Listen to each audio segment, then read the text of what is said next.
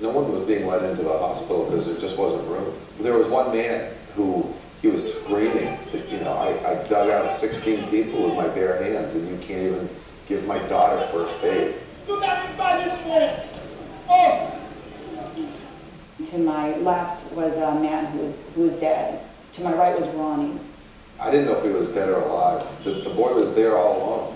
And then he spoke, and he started reciting his name and his telephone number, and someone decided, look, we're going to run and try to find his family, and his family came running one after the next. I knew he'd been searching for him for days. And when they came and found him, they just totally lost it. This poor sister fell to the ground. I was thinking about, you know, what would my daughter think if she showed up and found her brother in that situation? They were so devastated to see him that way. He was a very loved little boy. He had been so brave, really. And the last I saw him, his brother was carrying him down the street and going to take him somewhere else. I don't know what happened to him.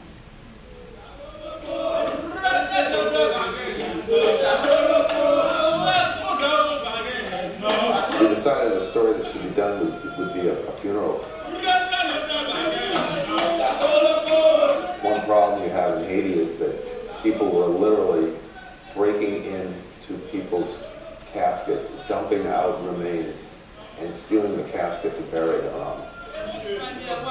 So what they do is take a hammer, and they literally will damage the casket so no one else will loot the casket. People were passing around a bottle of rum. It was a really surreal scene.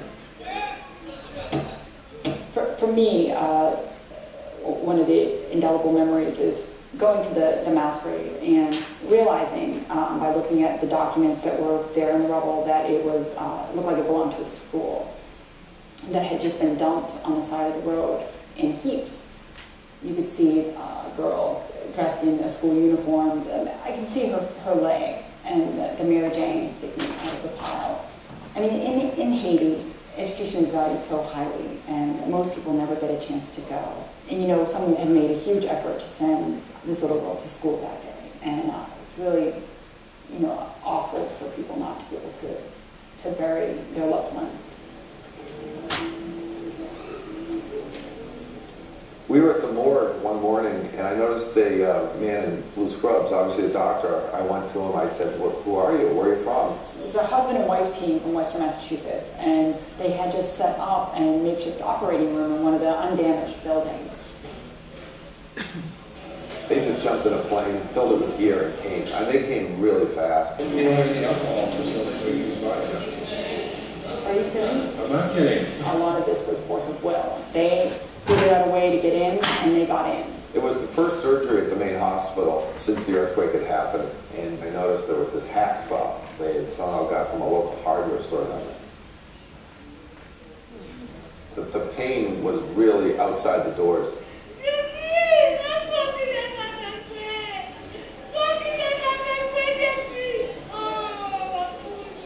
And here's this one doctor from Massachusetts doing one surgery. And he was doing the best he could, but it just started.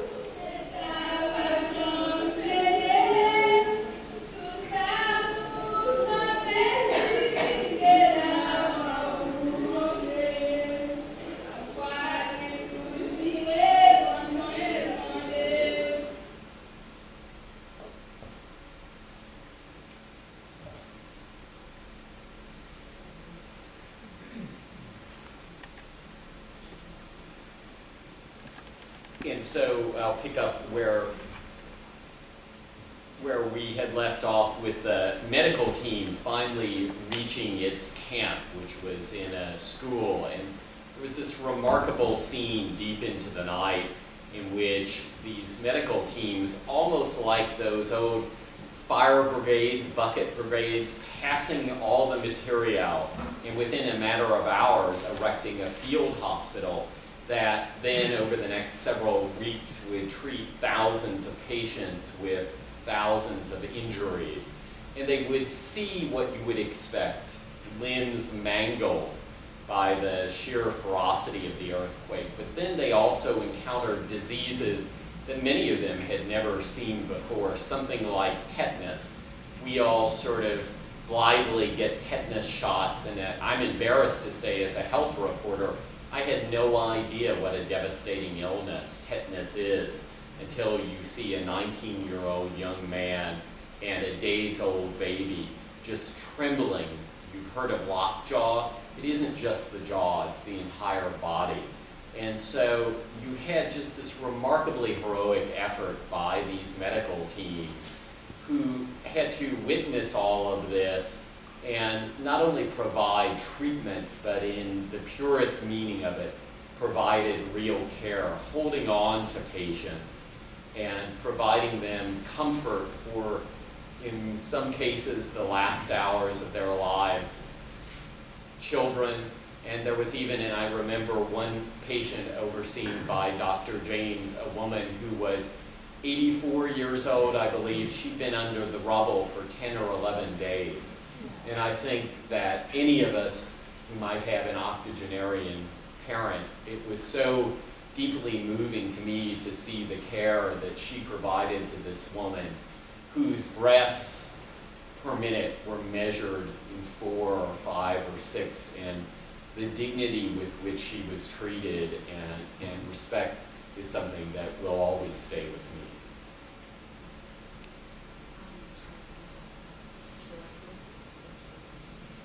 Well, so I've had in terms of natural disasters, the earthquake in Haiti was, by order of magnitude, the worst.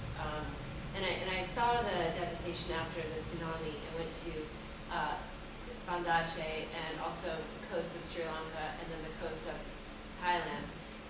And I mean, it was bad there too, but it was nothing like Haiti. And the closest you came to was Bandache, which you had just, as far as I could see, it looked like matchsticks piled up, 10 feet high and clouds of black flies.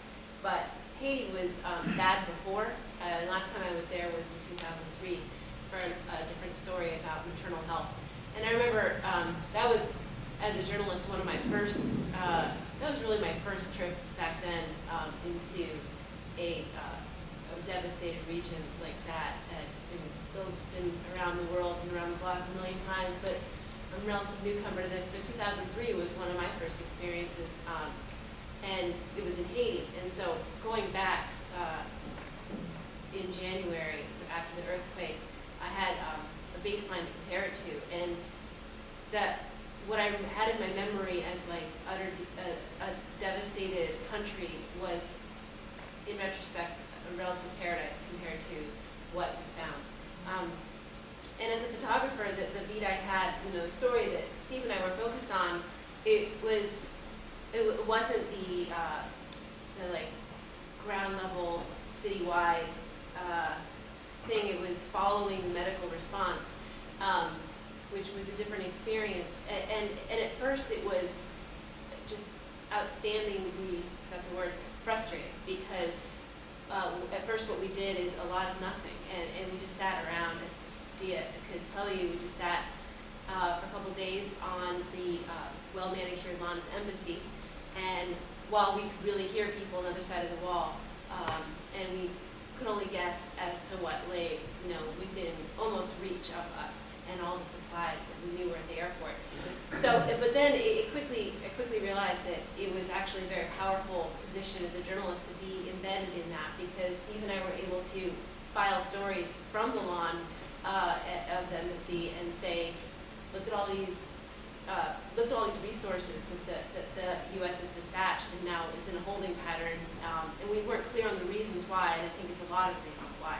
But just getting that story out was, even though the story itself was people sitting, it was one of the most impactful stories I think that I've been able to participate in as a journalist, because I think it really helped to get things moving on some pretty high levels, because we got some flack for it from being embedded in reporting on your subjects. You hear instant feedback because they see the stories. So that was an interesting experience, being cheek by jowl with people that you were writing about and photographing and doing video of, especially over as long as we were with them. So that was like the first phase, and then we got to the field. And in terms of the physicality of it, it was the most arduous assignment that I've been on, because we were sleeping, largely outside in tents, which isn't that big of a deal if there weren't earthquakes all the time in the middle of the night, which I don't know why, but I had a really hard time with. I'm not really given to like physical fear, but that was the first time I actually felt so afraid, because you'd walk out and you'd see the buildings that had fallen on people, and you'd see the people underneath the buildings, and then when there's an aftershock, you'd think, everything becomes suspect. And we're all pretty jumpy now. We had a meeting recently in Gideon's office to talk about something, and the presses at the Globe, we were at the Globe, the presses at the Globe kicked on, and we all went, because, we were like, and Gideon's looking at us like, what? And we're like, the ground. So I'm a little jumpy about that, and I don't want to whine and say like I've got post-traumatic stress disorder, because this is a pretty serious situation. But we didn't really have access to running water or reliable electricity and much. So it was we ate MREs for a couple, whatever, almost 2 weeks. That was interesting.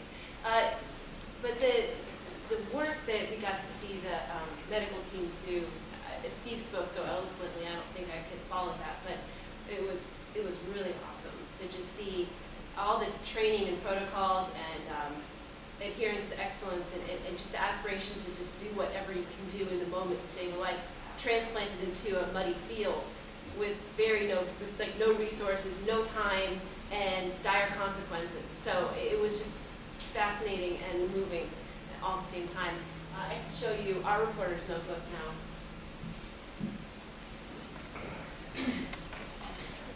I think I can show you our reporter's notebook now. Not that. Stop. Okay. That one.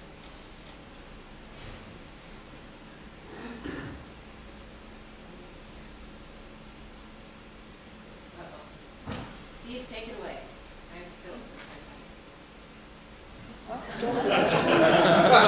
Any questions? That's not it. Let's bring up that works. So, let me ask you a question. Talk a little bit about what was you go to a country where there's essentially no communications when you arrive. Sorry.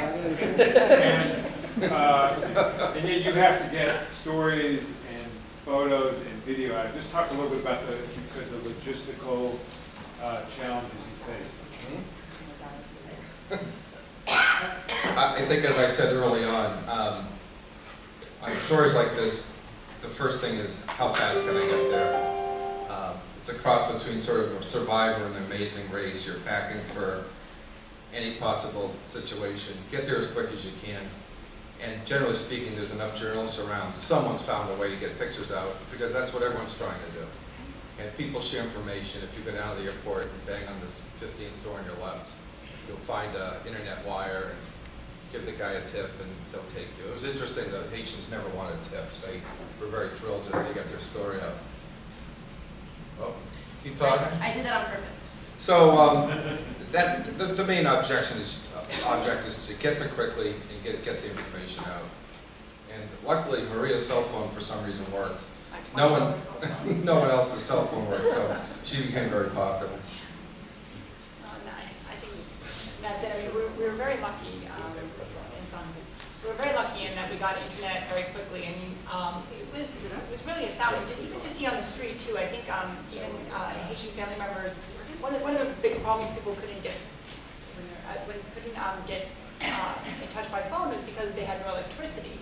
But people seem to be getting in touch really quickly. And on the street, we would see people who, it was ingenious, who would hook up a computer to a car battery and then hook up the computer to a telephone and start selling international phone calls. It was incredible, the kind of, creativity and just, making do that was going on the ground. So, okay, great. Enough talking. Yeah. Ready to go. Good. I had an easier time in little muddy field in Haiti than the sap. All right, cool.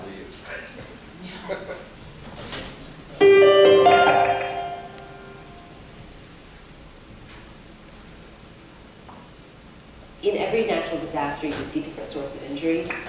And then this natural disaster being an earthquake, you see what happens when buildings fall on people's bodies. An earthquake, which comes without warning, creates this legacy of ongoing suffering. People whose limbs are amputated, who have spinal injuries, the people who suffer burns. And now there will be thousands, tens of thousands, maybe even hundreds of thousands of people with serious ongoing medical needs. Steve and I, we followed a medical disaster relief team, and we were with them from the second they got into Haiti until the second they left. Everyone expected to get to Haiti and go straight to work. Go straight to work with those complex compound fractures and these open wounds. But really, everybody got to Haiti and they sat on their butts. And with these highly trained medical professionals who just gave everything up in their normal lives, rushed to Haiti to sit and wait while people right across the wall of the embassy were dying. And so by mid-Sunday afternoon, some medical workers had decided to take some material and have a kite building contest. When you look at the footage, it's just not what it seems. We're having a kite competition between all the different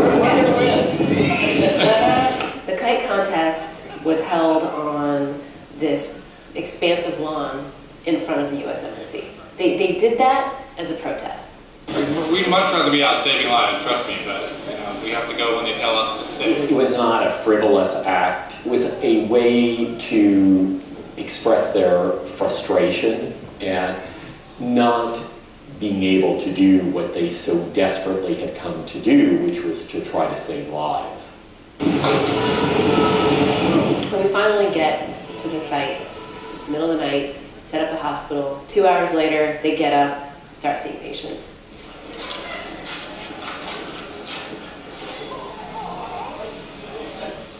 Steve and I were doing a story about a boy who needed to have some fingers amputated. And I just heard, before I saw, this just inconsolable wailing.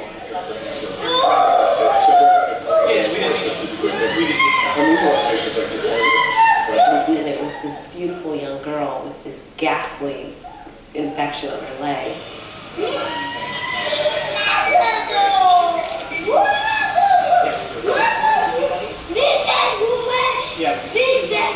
The doctor that really kind of took care of her case was Dr. David Mooney, and he is chief of trauma surgery at Children's Hospital. Is your name Tom? He saw like the big picture with her. He thought, well, there's this decision tree, and we could really go any direction. It's a bad infection.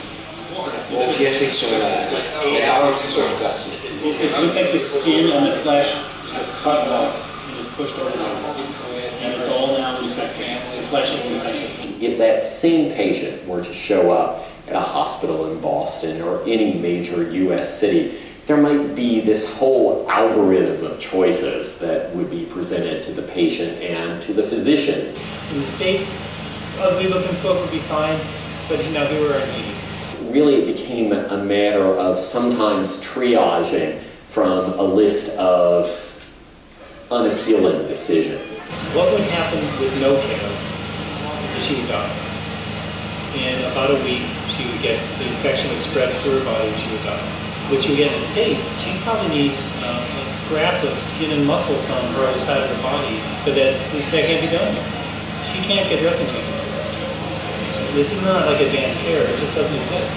But the reality that we're looking at here for her is that we're gone. At some point, we're going home.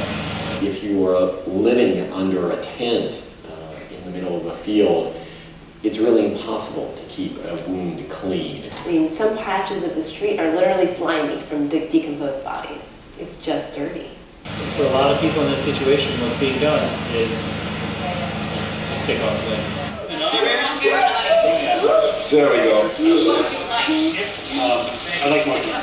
And then those doctors also had to be conscious of what would happen to patients once they left that field hospital. So for instance, this girl had a bad break. They put a big cast on her leg. Dr. Christopher Bourne, he took a Sharpie and he painstakingly drew a picture of what the break looked like in her leg. If somebody comes across this cast, even if they don't speak English, they could probably figure out what to do from now.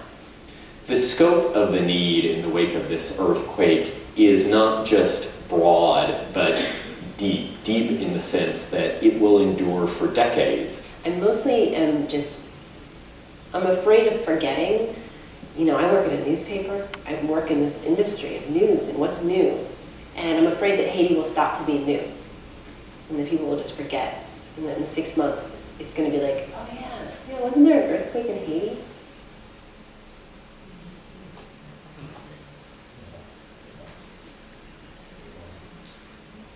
You guys got the version that was slipped past, sorry, that was not the version that was sanctioned by our top editor. A couple things got cut from that to go online. But you got the slightly more graphic version. I don't know how to, oh, that's my computer.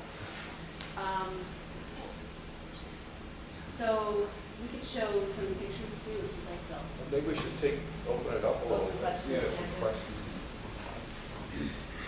We normally take a 5-minute break. We take a 5-minute break? Yeah. Take a break and then some Okay, questions. come back in 5 minutes. Discussion. We'll take questions and show you some photos.